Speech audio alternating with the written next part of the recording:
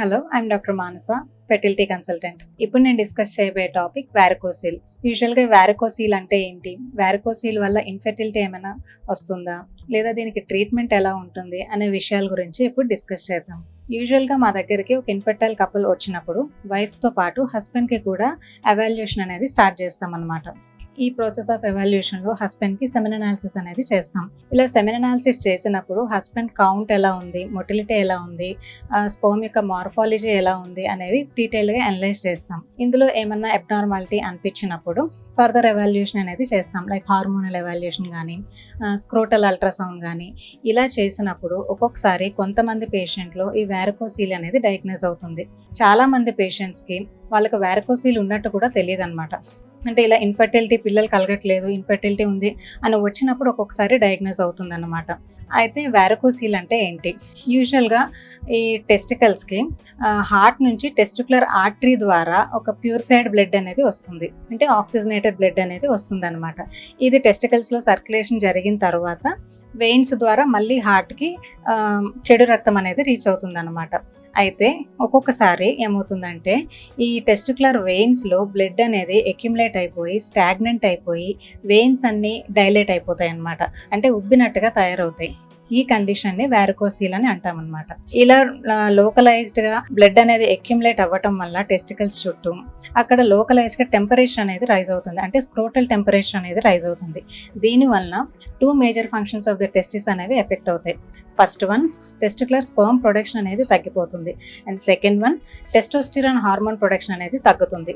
ఈ రెండిటి వల్ల ఏమవుతుంది అంటే స్పర్మ్ యొక్క కౌంట్ తగ్గుతుంది, కదలికలు అబ్నార్మల్ అవుతాయి, స్పర్మ్ అనే నార్మల్ ఫార్మ్స్ అనేవి కూడా తగ్గిపోతాయి అన్నమాట.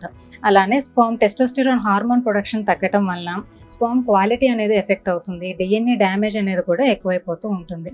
యూజువల్గా మనకి ఆడవాళ్ళలో ఈ అండాశయాలు అంటే ఓవరీస్ అనేవి బాడీ లోపలే ఉంటాయి, బట్ మగవాళ్ళలో మాత్రం ఇలా ఉండదు. ఎందుకు అనంటే మగవాళ్ళలో ఈ టెస్టికల్స్ అనేవి బయట ఉంటాయి, అంటే స్క్రోటల్ సాక్స్లో ఉంటాయి అన్నమాట. ఇది ఎందుకు అంటే యూజువల్గా నార్మల్గా బాడీ టెంపరేచర్ 37 degrees దగ్గర మెయింటైన్ అవుతుంది, బట్ ఈ స్క్రోటల్ సాక్స్లో స్పర్మ్ ప్రొడక్షన్ అనేది జరుగుతుంది కాబట్టి అక్కడ టెంపరేచర్ అనేది తక్కువగా ఉండాలి, అంటే ఒక 2 degrees అనేది తక్కువగానే మెయింటైన్ అవుతుంది. అందుకని టెస్టికల్స్ ఎక్కువగా స్క్రోటల్ సాక్స్లోనే ఉంటాయి అన్నమాట ఎప్పుడు. అయితే యూజువల్గా ఈ వారికోసిల్ వల్ల ఎటువంటి కంప్లైంట్స్ ఉంటాయి అని అంటే వీళ్ళకి డల్ అండ్ డ్రాగింగ్ పెయిన్ అనేది ఉంటుందన్నమాట. పర్టికులర్గా నైట్ టైం ఈ పెయిన్ ఎక్కువగా ఉంటుంది, అలానే డిస్కంఫర్ట్ ఎక్కువగా ఉంటుంది, ఇంటర్ కోర్స్ అప్పుడు పెయిన్ ఉండొచ్చు. ఇలాంటి కంప్లైంట్స్తో వీళ్ళు ప్రెజెంట్ అవుతూ ఉంటారనమాట. అయితే ఇలాంటి వాళ్ళని ఎగ్జామిన్ చేసినప్పుడు మనం యూజువల్గా సెమెన్ అనాలిసిస్ చేసినప్పుడు 7 పారామీటర్స్ అనేవి అబ్నార్మల్గా ఉంటాయి. ఇంకొకటి డిఎన్ఏ ఫ్రాగ్మెంటేషన్ టెస్ట్ చేసినప్పుడు ఇది రైజ్డ్గా ఉండొచ్చు, డిఎన్ఏ డ్యామేజ్ ఎక్కువగా ఉండొచ్చు. ఇంకా కొంతమందిలో ఏంటంటే ఈ టెస్టికల్ సైజ్, ఎఫెక్టెడ్ సైడ్ ఏంటంటే చిన్న సైజ్గా ఉంటుంది testicle when compare to the next normal సైజ్తో కంపేర్ చేసుకుంటే. ఇది స్క్రోటల్ అల్ట్రాసౌండ్ చేసినప్పుడు మనం టెస్టికులర్ సైజ్ ఎలా ఉంది, దాని చుట్టూ బ్లడ్ ఫ్లో ఎలా ఉంది అని చెక్ చేస్తూ ఉంటాం అనమాట. ఇంకా టెస్టోస్టెరాన్ లెవెల్స్ ఎలా ఉన్నాయి, ఇవి డ్రాప్ అయినాయా అని యూజువల్గా చెక్ చేస్తూ ఉంటాం అనమాట. అయితే ఈ వారికోసిల్కి ట్రీట్మెంట్ ఎలా ఉంటుంది అని అంటే ఇది బేస్డ్ ఆన్ ద సివియారిటీ వారికోసిల్ని 4 grades కింద డివైడ్ చేశారు.